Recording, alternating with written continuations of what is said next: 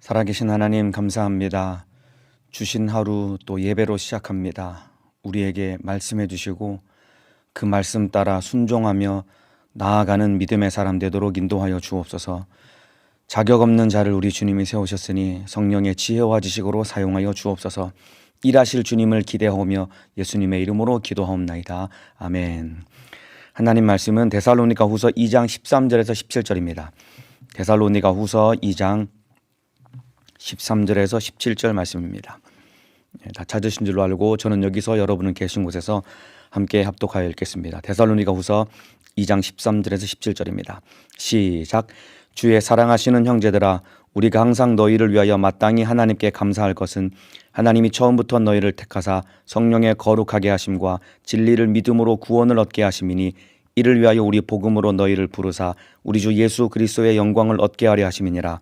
이러므로 형제들아, 굳게 서서 말로나 우리 편지로 가르침을 받은 유전을 지키라. 우리 주 예수 그리스도와 우리를 사랑하시고 영원한 위로와 좋은 소망을 은혜로 주신 하나님 우리 아버지께서 너희 마음을 위로하시고 모든 선한 일과 말에 굳게 하시기를 원하노라. 아멘. 데살로니가 후서 2장 13절에서 17절 말씀을 중심으로 사랑을 주고받는 사이라는 제목으로 데살로니가 후서 세 번째 시간 하나님의 말씀을 나누도록 하겠습니다. 오늘 본문 바로 앞에 있는 데살로니가 후서 2장 1절에서 12절까지 내용은 이 마지막 때, 말세라고 하는 이 마지막 때에 사단의 활동에 대해서 성도들에게 경고하는 내용이 기록되어 있다라고 지난 시간에 나누었습니다. 이 사단의 활동이라는 것은 마지막 주님 재림하시기 전에 활동하는 이 사단의 괴계는 무엇이냐면은 바로 멸망의 아들이라고 하는 적그리스도를 이 사단이 앞세워서 많은 사람들을 미혹할 것이다라는 내용을 사도 바울을 통해서 우리 주님이 말씀해 주고 계십니다. 이 마지막 때에 적그리스도에게 미혹당하는 사람들은 어떤 사람일까요? 마지막 때에 이 예수님 강림하시기 바로 전에 적그리스도가 나타나서 엄청나게 많은 사람들을 미혹하게 할 텐데, 그 적그리스도에게 미혹당하는 사람은 누구냐면은 바로 하나님의 사랑을 받아들이지 않은 사람이 마지막 때에 다 미혹당하게 되어 있다라고 기록하고 있습니다. 데살로니가 후서 2장 10절입니다. 불의의 모든 속임으로 멸망하는 자들에게 이 말이니, 적그리스도가 마지막에 사람들을 미혹해 할 텐데, 그게 누가 미혹을 당하냐면은 불의의 모든 속임으로 멸망하는 자들에게 그 미혹이 임하게 될 터인데, 그들이 어떤 사람이냐면은 바로 이는 저희가 진리의 사랑을 받지 아니하여 구원함을 얻지 못함이니라. 진리의 사랑이라는 것은 아들을 십자가에 내어 주기까지 우리를 사랑하신 그 진실한 사랑이 바로 진리의 사랑인데, 진리의 사랑을 받지 않은 사람들이 구원을 받지 못한다라는 것입니다. 여러분, 하나님의 사랑을 거절한 사람들이 미혹당해서 구원을 받지 못하는 이유는 하나님의 사랑을 거절하는 그들을 하나님도 그들을 거절하기 때문입니다. 내가 하나님 사랑을 거절하면은 결국 하나님도 나를 거절하기 때문에 결국은 미혹당해서 구원받지 못하고 영원한 멸망에 처할 수밖에 없는 것입니다. 그렇기 때문에 마지막 때에 우리 주님의 사랑을, 뜨거운 그 주님의 사랑을 날마다 받아들이고 그 안에서 살아가야 될 것입니다. 자, 오늘 본문 앞에는 사랑을 받지 않는 자들이 멸망하게 될 것이다 라는 내용을 기록하고 있고, 오늘 본문은 데살로니가 교회 성도들을 위해서 하나님이 행하신 일에 대해 바울이 하는 감사의 고백이 오늘 내용이 적혀 있습니다. 자, 오늘 본문 13절입니다. 주의 사랑하시는 형제들아 라고 바울이 데살로니가 교회 성도들을 이렇게 부릅니다. 주의 사랑하시는 형제들아. 이 말은 주님의 사랑을 받고 있는 형제들아 라는 말입니다. 너희가 지금 주님의 사랑을 받고 있다라고 바울이 고백하고 있는 겁니다. 주님의 사랑을 받고 있는 형제들아. 여러분은 주님의 사랑을 받고 계십니까? 가장 행복한 것은 사랑받는 것이 가장 행복한 겁니다.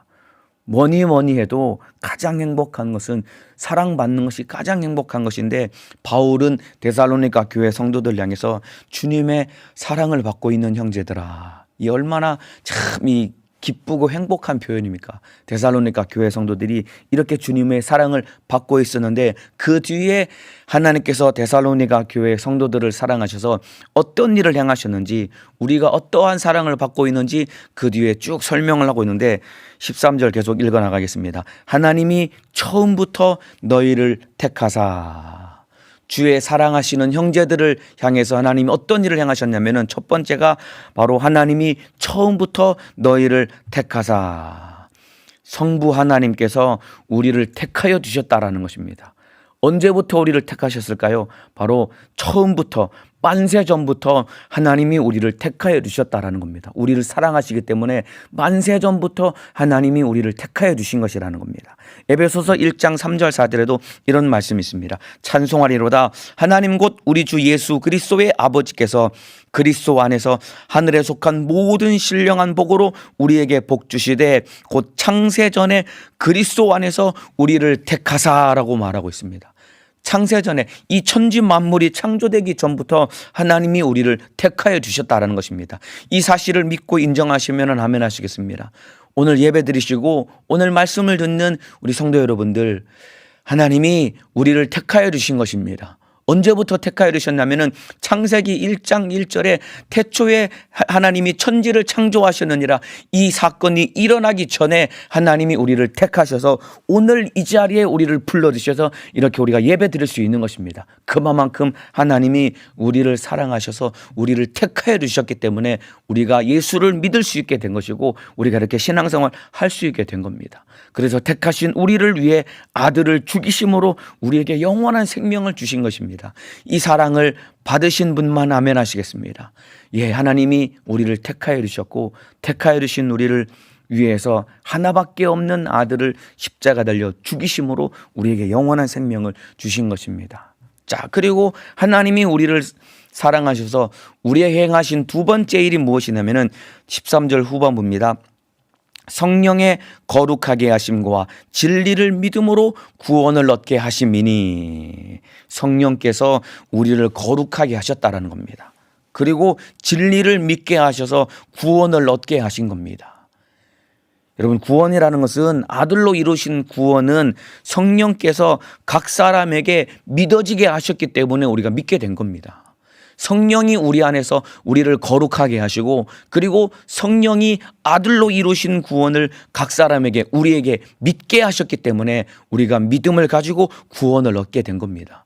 우리가 신앙심이 깊어서 우리가 막 열심히 기도하고 우리가 참으로 이 신앙생활을 잘했기 때문에 믿어진 것이 아니라 하나님의 은혜로 성령이 우리를 거룩하게 하셨고 진리를 믿어지게 하셨기 때문에, 바꿔 말하면 오직 하나님의 은혜로 우리가 거룩해졌고 우리가 믿어지게 된 것이고 우리가 구원을 얻게 된 것이다, 이 말입니다.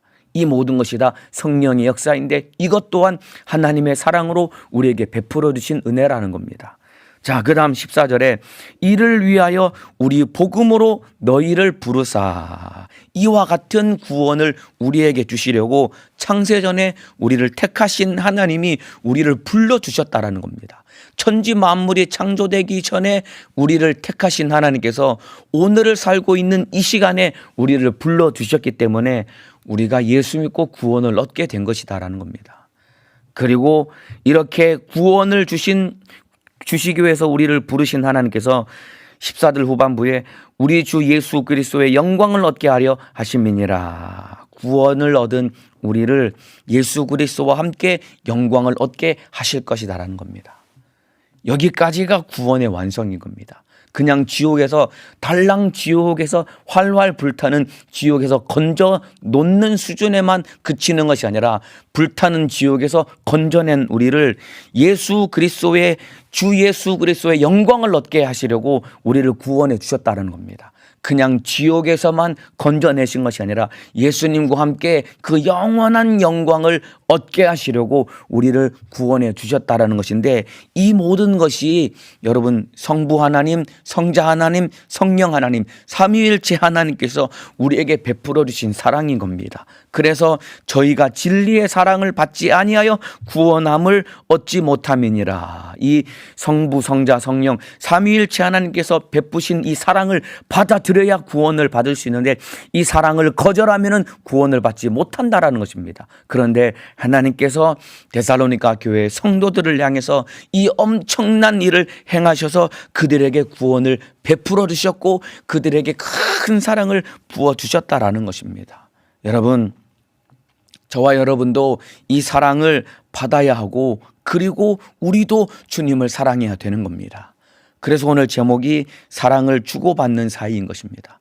우리 사랑하는 성도 여러분들, 하나님과 사랑을 주고받는 사이가 되시기를 주님의 이름으로 축복합니다. 아버지께서는 뜻을 정하시고 만세전부터 우리를 택하셨고 그리고 우리를 구원하기 위해서 아들을 내어 죽이기까지 우리에게 영원한 생명을 주신 그 하나님께서 거저 내버려 두면은 우리가 구원을 얻을 수 없기에 성령 하나님을 이 땅에 보내셔서 성령을 통해 우리를 거룩하게 하시고 또 우리에게 믿음을 주셔서 우리를 구원받게 하신 그 하나님께서 구원받은 채로 내버려 두는 것이 아니라 마지막에는 예수 그리스도와 함께 영광을 얻게 하시기까지 우리에게 엄청난 은혜와 사랑을 베풀어 주셨는데 이 사랑을 받아들여야 되고 바로 우리에게 이 사랑을 베풀어 주셨다라는 겁니다. 이 사랑을 받고 그리고 사랑을 받았다라면은 여러분도 우리 주님을 뜨겁게 사랑하는 믿음의 사람 되시기를 주님의 이름으로 축복합니다. 네. 사랑을 주고받는 사이 하면은 가장 먼저 떠오르는 관계 중에 하나는 바로 부부의 관계일 것입니다. 부부의 관계야말로 사랑을 주고받는 사이가 부부의 관계라고 할 수 있는 겁니다. 여러분, 두 남녀가 결혼하는 가장 중요한 이유가 되는 것은 무엇일까요? 사랑입니다. 사랑하기 때문에 결혼하는 겁니다. 그리고 결혼한 이후에 결혼 생활을 유지해주는 가장 큰 버팀목도 바로 사랑인 것입니다.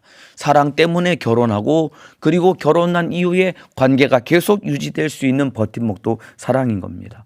물론 현실적인 조건을 따지지 않을 수 없지만은 조건이 아무리 좋아도 사랑하지 않으면은 결혼을 할 수가 없는 거예요. 대략 한 15년 전쯤에 제가 청년에 있을 때 저도 청년에서 신앙생활할 때 15년 전쯤으로 기억합니다. 청년들을 대상으로 이상적인 배우자 조건에 대해서 설문조사를 냈습니다. 우리 청년들을 이제 결혼시키려고 이제 남자 따로 여자 따로 서로가 이상적으로 생각하는 배우자 조건을 쫙 설문조사를 했습니다. 그래서 나중에 다 받아보니까 이 자매가 이상적으로 생각하는 형제의 조건이 이제 쫙 정리가 됐습니다. 근데 대략 한 80% 이상의 자매가 나는 이 정도 형제면은 내 배우자로 괜찮겠다라고 생각한 조건이 무엇이냐면은 학력은 기본적으로 대학 내지는 대학원을 졸업해야 되고요.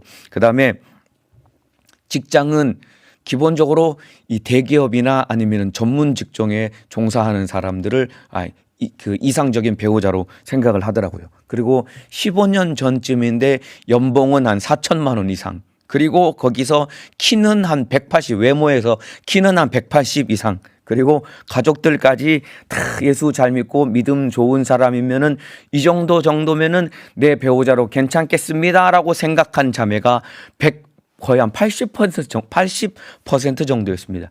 이게 우리 교회 안에 있는 청년들을 대상으로 설문조사했던 내용입니다. 그리고 형제들은 말이죠. 형제들도 여러 가지 조건이 있었는데 형제들은 뭐 다른 거 별로 안 따지고 그냥 얼굴만 예쁘면은 괜찮습니다 하는 사람들이 거의 대부분이었습니다. 예, 그런데 이 참 안타까운 것은 나와 비슷한 조건이 맞는 사람이 있어도 결국은 서로 사랑하지 못하면은 결혼하지 못하는 것을 굉장히 많이 봤습니다. 조건은 비슷하게 맞았는데 결국은 사랑하지 않으면은 결혼하지 못하는 그런 모습을 많이 봤습니다. 여러분, 이와 같이 결국은 사랑이 있어야 결혼할 수 있는데 여러분, 결혼한 부부가 사랑을 한다라는 것은 결국 무엇을 의미하냐면은 사랑한다라는 것은 내가 내 배우자를 목숨 걸고 책임을 지는 것이 진실한 사랑인 것입니다. 조건이 아무리 맞아도 여러분 사랑하지 않으면은 결혼을 할 수 없는데 부부간의 사랑이라는 것은 한마디로 말하면은 내가 내 남편, 내 아내를 목숨 걸고 책임지려고 하는 이 마음이 바로 진실한 사랑이고 이 마음이 있어야 결혼할 수 있고 이 마음이 있어야 결혼 생활이 유지가 될 수 있는 것인데 이거 없으면은 결혼할 수 없고 이 마음이 없으면은 결국 결혼 생활도 유지가 안 되는 겁니다. 그래서 한마디로 사랑은 목숨을 걸고 책임을 다하는 것이 진실한 사랑인 것입니다. 여러분, 하나님이 우리를 이렇게 사랑해 주신 것입니다. 삼위일체이신 하나님께서 우리를 사랑하셔서 우리를 영원히 책임지시려고 모든 것을 쏟아 부어 주신 것입니다. 하나님의 사랑은 한마디로 표현하면은 성부 하나님, 성자 하나님, 성령 하나님, 삼위일체 하나님께서 우리를 영원히 책임지시려고 모든 것을 쏟아 부어 주신 것이 우리를 향한 하나님의 진실한 사랑인데, 하나님 아버지는 아들을 내어주셨고 아들은 자기 목숨을 내어주셨고 성령 하나님은 우리 안에 임하셔서 우리와 영원토록 함께 하시기까지 진실하게 우리를 사랑하시고 우리를 책임지시려고 모든 것을 쏟아 부어주신 것이 바로 크신 하나님의 사랑이다 이 말입니다. 그렇다면 우리도 주님을 사랑하는 마음으로 주를 위해 모든 것을 쏟아 부을 수 있어야 되는 것입니다. 이것이 바로 사랑을 주고받는 사이가 되는 것이고, 이렇게 사랑을 주고받는 사람이 바로 구원을 얻게 되는 것이고, 이렇게 사랑을 주고받는 관계가 되어야 마지막 때에 적그리스도, 멸망의 아들 적그리스도가 나타났을 때 미혹받지 않는 것이다 이 말입니다. 여러분, 열심을 내고 성경을 아무리 많이 읽고 열심을 내고 기도하고 신앙생활 해도 나와 주님과 사랑을 주고받는 사이가 되지 않으면은 여러분 결국은 미혹당할 수밖에 없는 겁니다. 성경 공부를 아무리 열심히 하고 성경을 1년에 10독씩 하고 열심히 기도하고 신앙생활 해도 내 안에 진리의 사랑을 받아들이지 않는다면은, 하나님의 사랑을 받지 않고 내가 그 하나님을 사랑하지 않는다면은, 바꿔 말하면은 하나님과 나와 사랑을 주고받는 사이가 되지 아니하면은 여러분 절대로 마지막 때에 믿음을 지킬 수가 없는 겁니다. 사랑이라는 것은 목숨을 걸고 책임짓는 것이 사랑인 것입니다. 하나님이 우리를 이렇게 책임져 주시고 사랑해 주셨기 때문에 우리도 주님 앞에 내 모든 것을 아낌없이 쏟아 부을 수 있도록 주님을 뜨겁게 사랑할 수 있는 관계가 되어야 됩니다. 또 한 가지, 여러분, 사랑이라는 것은 사랑한다라는 것에 대해서 여러 가지 많이 표현할 수 있지만은, 사랑이라는 것은 상대방의 입장에서 생각할 수 있고 상대방을 배려할 수 있는 것이, 이것이 또한 진실한 사랑인 것입니다. 사랑하면은 상대방의 입장에서 생각할 수 있는 거예요. 그리고 사랑하면은 상대방을 배려할 수 있게 되는 겁니다. 예를 들면은 연애 초기에는 다 맞춰주잖아요. 그렇죠? 내 남자친구, 내 여자친구가 좋아하는 대로 다 맞춰주잖아요. 우리 남자들은 스파게티를 좋아하지 않아도 내 여자친구가 스파게티를 좋아하면은 그냥 뭐 해장국이나 그 삼겹살 이런 거 좋아하지만은, 여자친구가 스파게티를 좋아하면은 파스타집에 가가지고 맛없는 스파게티를 맛있는 척 먹어주면서 여자친구 기분에 맞춰줘가지고 마음을 얻으려고 하는 것은 그만큼 사랑하니까 상대방의 입장에서 생각하고 배려해 주는 것 아닙니까?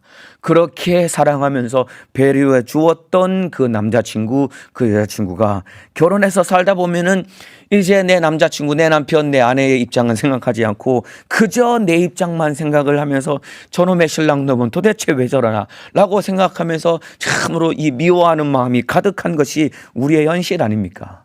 그런데 여러분, 우리 신랑은 왜 저러나, 내 아내는 도대체 왜 저러나 이렇게 생각할 그때에 여러분, 참으로 나를 힘들게 하고 속상하게 하는 내 남편, 내 아내의 입장에서 곰곰이 생각해 보면은 충분히 상대방의 입장을 이해하고 용납할 수 있는 겁니다. 우리 남편은 도대체 왜 저러나, 우리 남편은, 우리 아내는 도대체 왜 저러나, 그렇게 생각하면서 답답하기만 할 것이 아니라 상대방의 입장에서 우리 남편은 왜 저런 말을 하지, 우리 남편은 왜 저렇게 행동을 하고 생각을 하지 라고 내 남편의 입장에서 곰곰이 생각해 보면은 충분히 납득이 될 수 있는 겁니다. 여러분, 이웃사랑도 동일한 겁니다. 교회 안에서 신앙생활할 때도 마찬가지예요. 우리 기관 식구들, 우리 부실원들, 함께 신앙생활하는 이웃에 있는 사람들도 마찬가지입니다.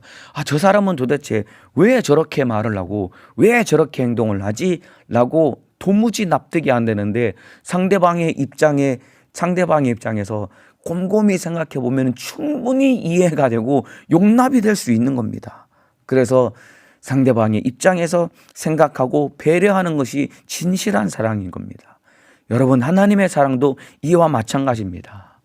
아쉬울 것이 전혀 없으신 우리 하나님이 우리 입장에서 우리를 생각해 주셨기 때문에, 우리 입장에서 우리를 생각하시는 그 진실한 사랑 때문에 아들을 내어주셔서 우리를 구원해 주신 것입니다.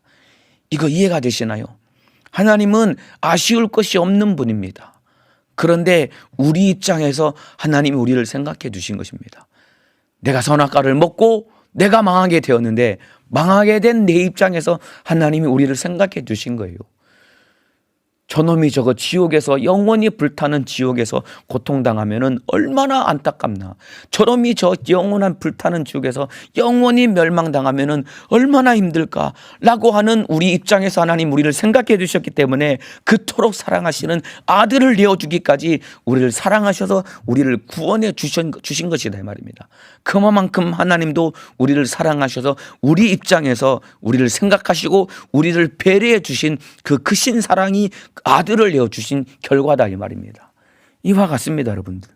우리도 하나님의 입장에서 생각할 수 있는 이 믿음을 가져야 되는 겁니다. 하나님이 무엇을 원하실까?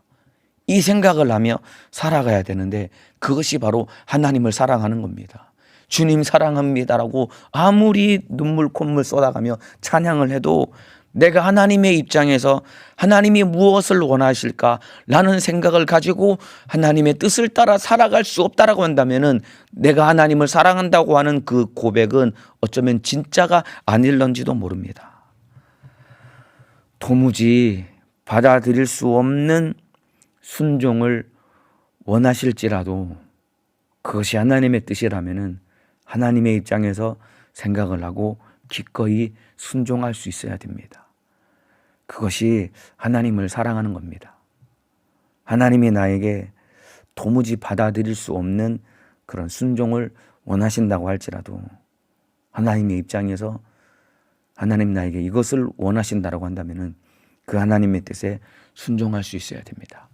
그래서 사랑은 한마디로 말하면 입장 바꿔 생각할 수 있는 것이 사랑인 것입니다. 그래서 오늘 제목을 입장 바꿔 생각하자 이렇게 하려고 했었는데, 오늘 사랑을 주고받는 사이라고 했습니다.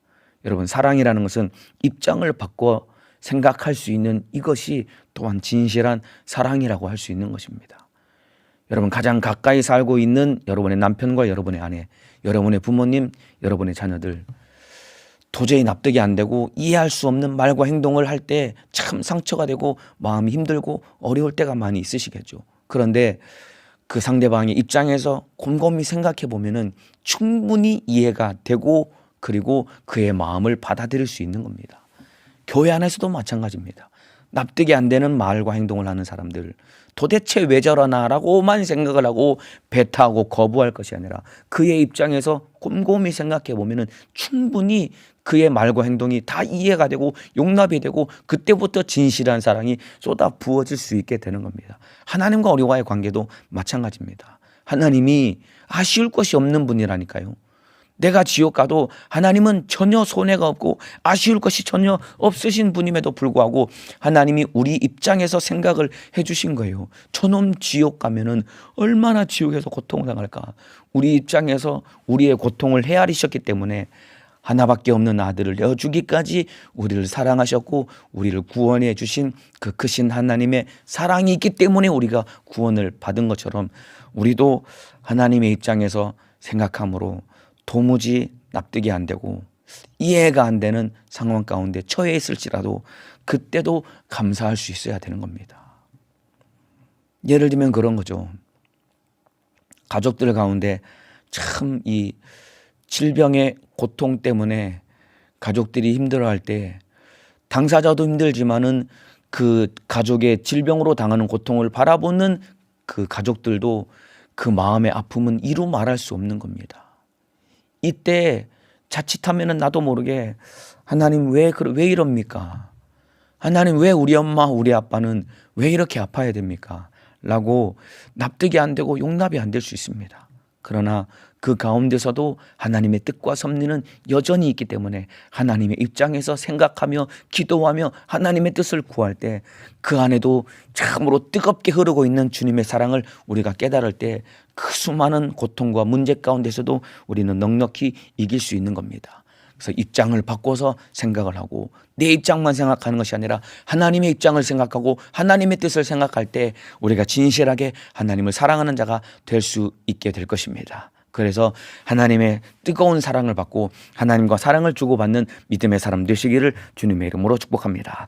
자, 13절에 보면은 13절 전반부에 보면은 주의 사랑하시는 형제들아 우리가 항상 너희를 위하여 마땅히 하나님께 감사할 것은 이라고 바울이 그렇게 고백을 하고 있습니다. 그러면서 뒤에 하나님께 감사한 제목, 하나님이 우리에게 베풀으신 크신 사랑을 쭉 기록하고 있는데 여기 보면은 바울이 우리가 항상 너희를 위하여 마땅히 하나님께 감사할 것은 바울이 데살로니가 성도들에 대해서 하나님께 감사하는 고백을 올려드렸습니다.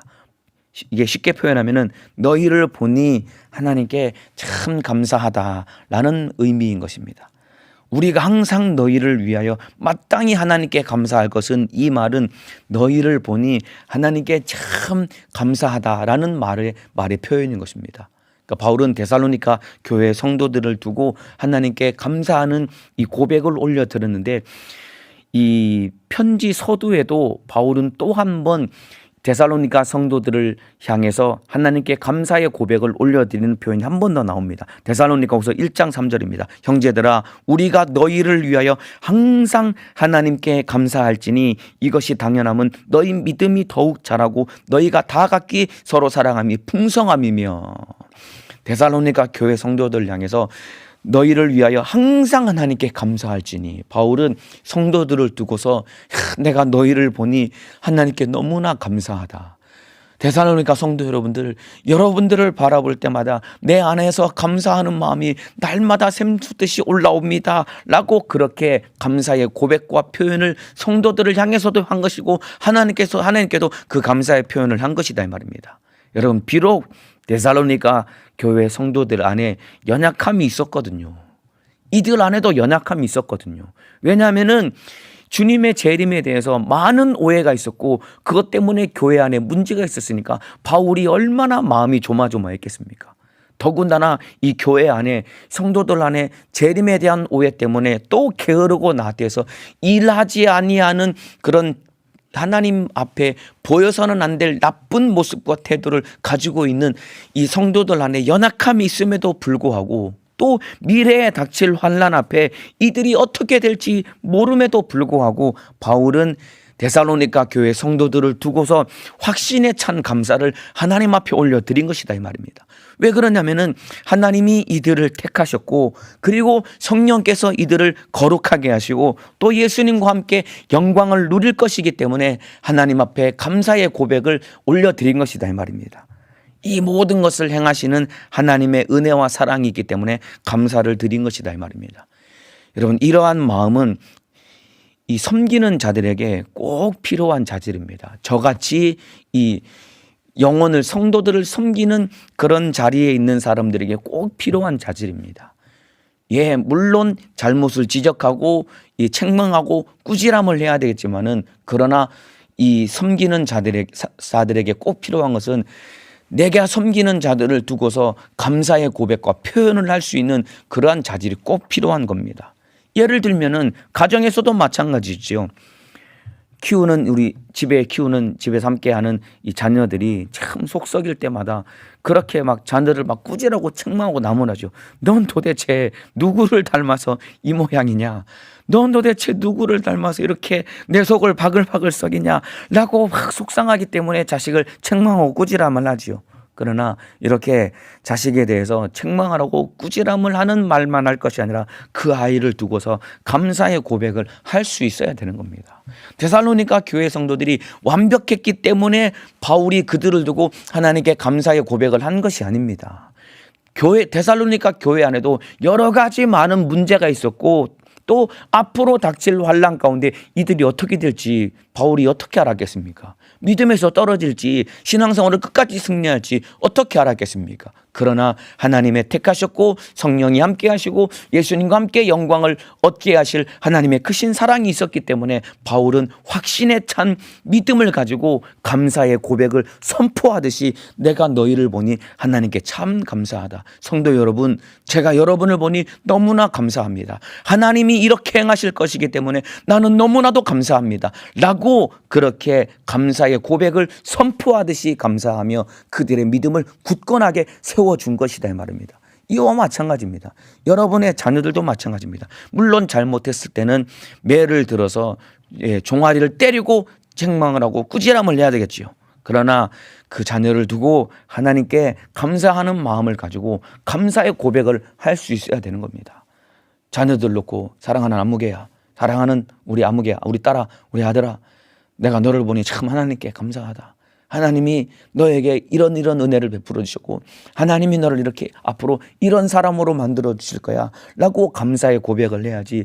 너 공부 안 하면 어떡하냐, 너 이렇게 신앙생활하면 지옥에 가는 거야 라고 물론 책망을 하고 꾸지람을 해야 되겠지만은 감사할 수 있는 그런 믿음을 가지고 감사의 고백을 할 수 있어야 되는 겁니다.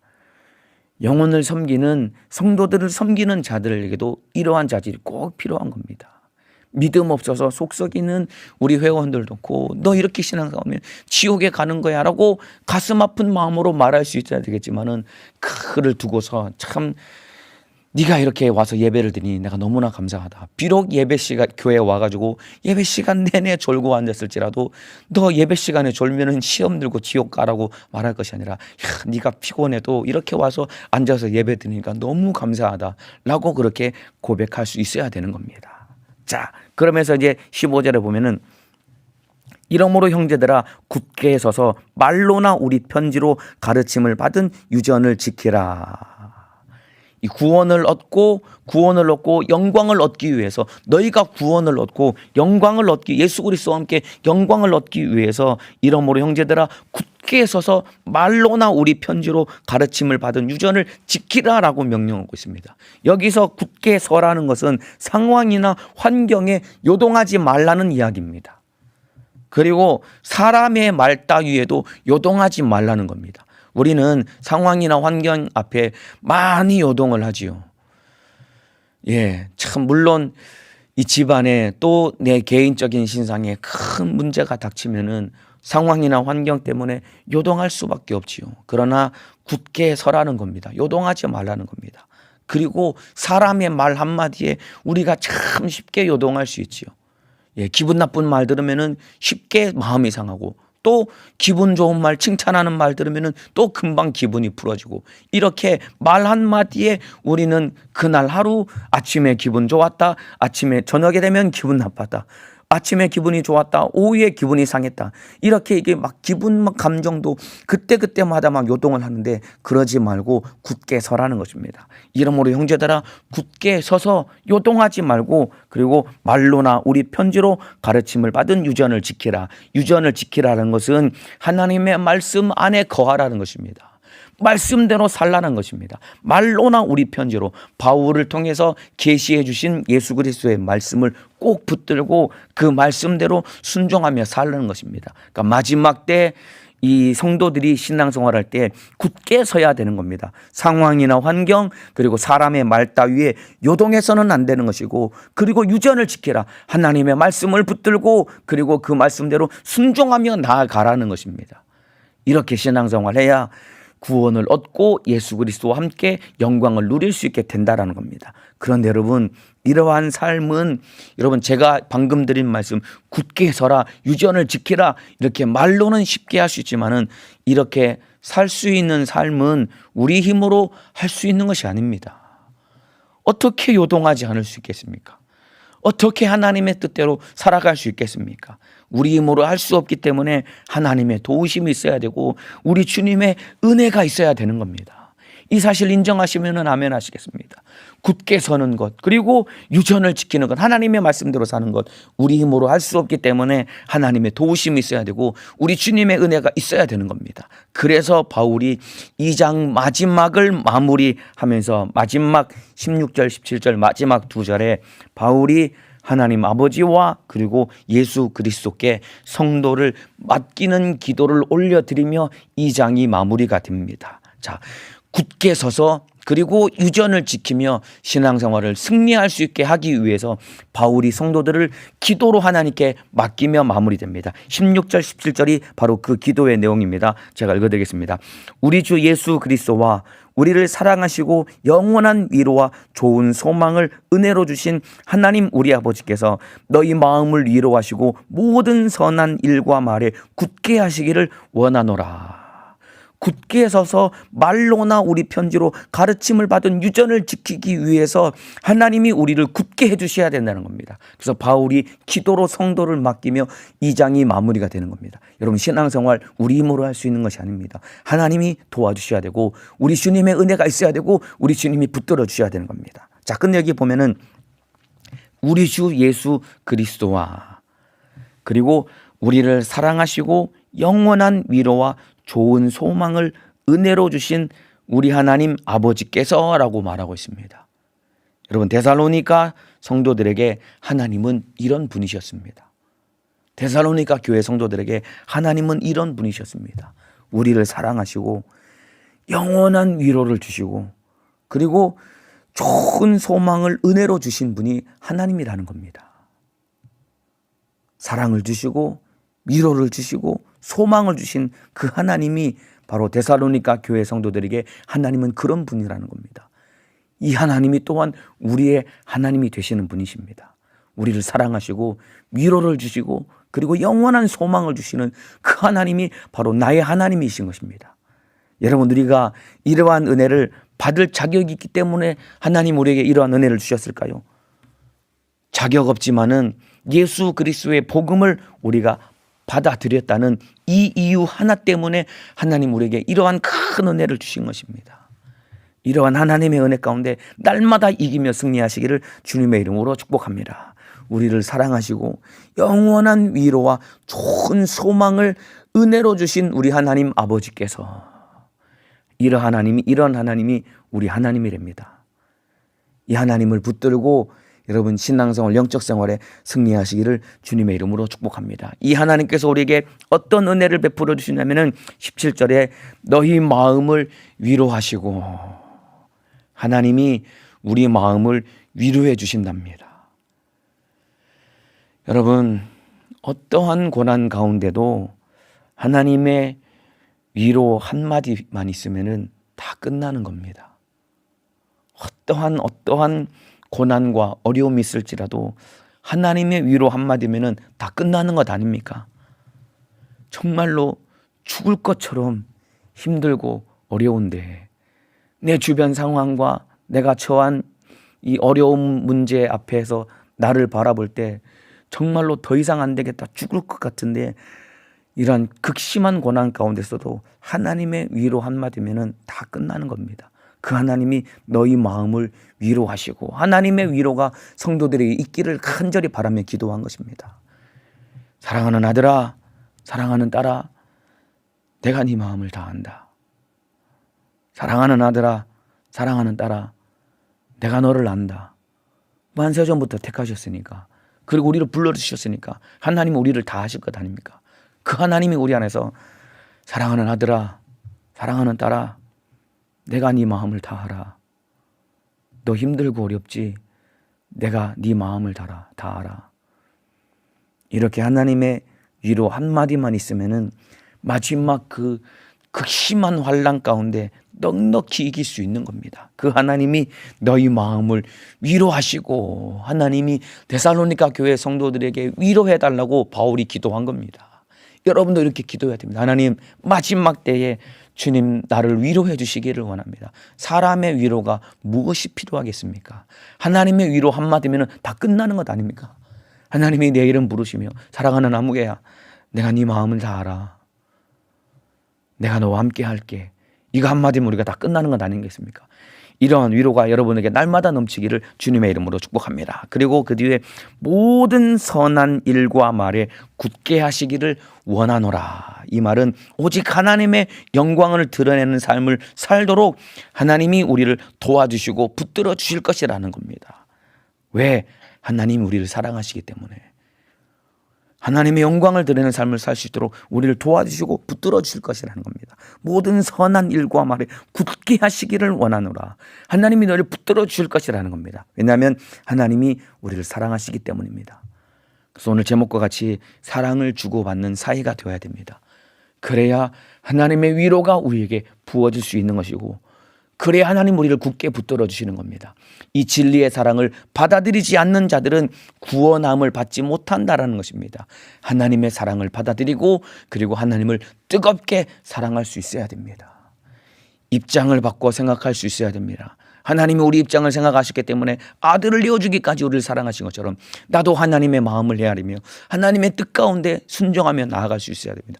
감당 못할 문제 가운데 하나님 도대체 왜 그럽니까? 라고 하나님 앞에 묻고 따질 것이 아니라 하나님의 입장에서 생각하며 그래도 하나님 감사합니다.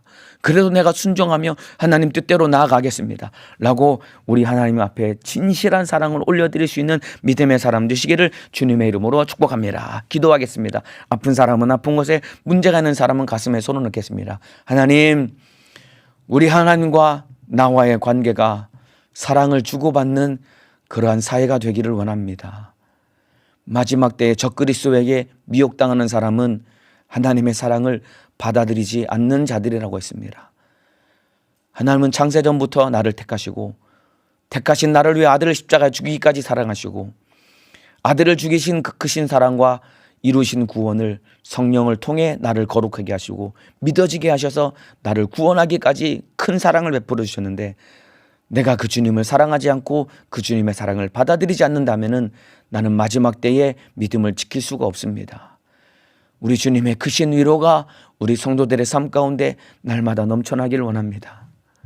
오늘 이 예배를 드리며 이 말씀을 듣는 성도들 가운데 질병의 문제, 가난의 문제, 가정의 문제, 개인의 문제 때문에 견딜 수 없는 고통과 좌절 가운데 낙심해 있는 사람들이 너무나도 많을 것입니다. 우리 주님께서 위로하여 주시기를 원합니다. 주께서 너희를 위로하기를 원한다고 바울이 데살로니가 교회 성도들에게 편지를 쓰고 구하며 간구한 것처럼 우리 주님께서 고통당하는 성도들 위로해 주시기를 원합니다. 사랑하는 아무개야, 내가 네 마음을 다한다라고 오늘 그들에게 찾아가셔서 우리 주님이 위로해 주시라. 주님의 위로 한마디면 모든 것이 끝날 수 있겠사오니 주님의 위로가 그들의 심령 가운데 넘쳐나게 도와주시고 주님의 위로하시는 그 목소리와 그 사랑 하나 붙들고 다시 일어나서 승리할 수 있도록 역사하여 주옵소서. 나사렛 예수님의 이름으로 명하노니 주님의 사랑받지 못하게 만들고 주님의 위로의 목소리가 듣지 못하게 들리지 못하게 만들어서 낙심하고 좌절하게 만드는 이 못된 원수기신 질병아, 예수님의 이름으로 명하노니 떠나갈지어다. 주님의 사랑을 받고 주님의 사랑을 올려드리지 못하게 만드는 원수야, 예수님의 이름으로 명하노니 떠나갈지어다. 떠나갈지어다. 떠나갈지어다. 떠나갈지어다. 떠나갈지어다. 떠나갈지어다. 떠나갈지어다. 우리 주님, 나가는 원수는 다시는 들어오지 않도록 우리 주님께서 붙들어 주시고 주님과 사랑을 주고받으며 주님의 위로 가운데 승리하게 도와주옵소서. 오늘 저녁에도 주의 사자를 강건하게 사용하여 주옵소서. 두 손 높이 들고 주여 삼창하고 기도하시겠습니다. 주여, 주여, 주여.